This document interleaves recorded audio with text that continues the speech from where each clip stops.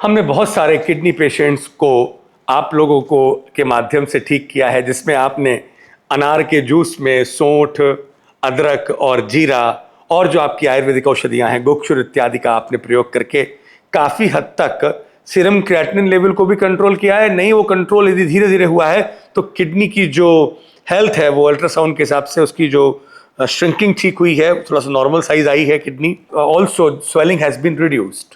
तो अब एक और चीज़ जो थोड़ा आगे जाके समझनी है कि किडनी की समस्या में मरकरी पॉइजनिंग का रोल है। अब मरकरी आज के ज़माने में किस चीज़ में नहीं है? देखिए, पेस्टिसाइड्स और फंगिसाइड्स जो पड़ रहे हैं वो मरकरी कंटेंट हैं, कोई गारंटी नहीं है कि उसके अंदर नहीं होते हैं। नंबर 2, जितना भी सी फूड है, स्पेशली जो फिश ईटर्स हैं, उनको किडनी की प्रॉब्लम बहुत ज़्यादा होती है। क्यों? क्योंकि उसमें मरकरी होती ही है।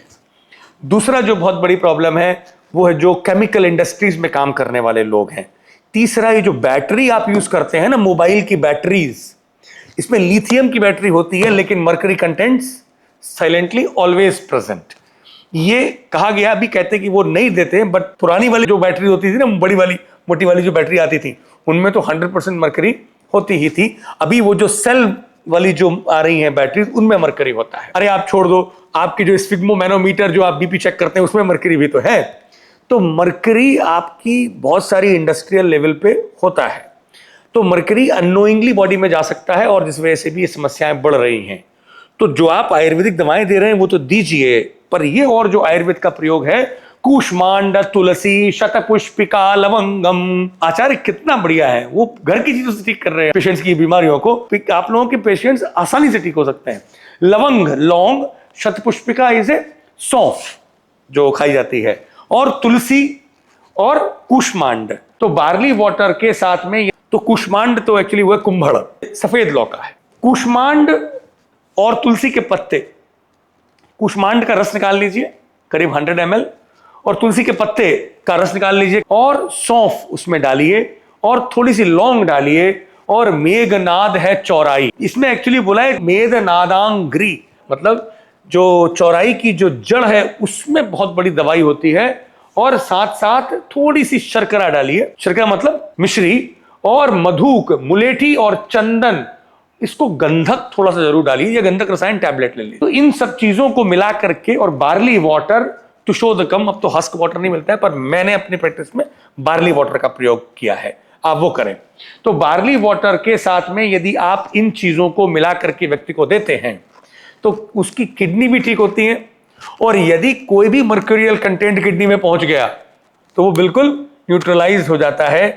कितना बढ़िया है कि आप लोगों को ये बताने का मुझे मौका मिल रहा है, क्योंकि आप लोग थक चुके हैं एक वेस्टर्न मेडिकल लॉबी से ये सुन करके कि आयुर्वेदिक दवाई खाने से मर्क्यूरियल पॉइजनिंग होती है, बल्कि आप तो वो माँ हैं जो पॉइजनिंग को ठीक कर रहे हैं। उल्टा आपके ऊपर ही आक्षेप लग रहा है, मतलब जो रक्षक है उसी को भक्षक बनाया जा रहा है। तो ये दुर्भाग्य है, पर आपके पास वर्बल वोकल मीडियाज लॉबी नहीं है, लेकिन उससे कोई दिक्कत नहीं, बस अच्छे कार्य करते जाइए।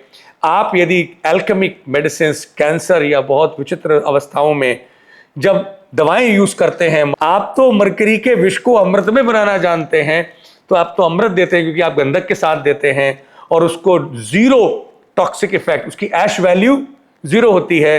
लेकिन बेचारे वो अबोध हैं, उनको पता नहीं है। अब आप पर अटैक करना होगा तो कर सकते हैं। अब विटामिन B12 में क्या है?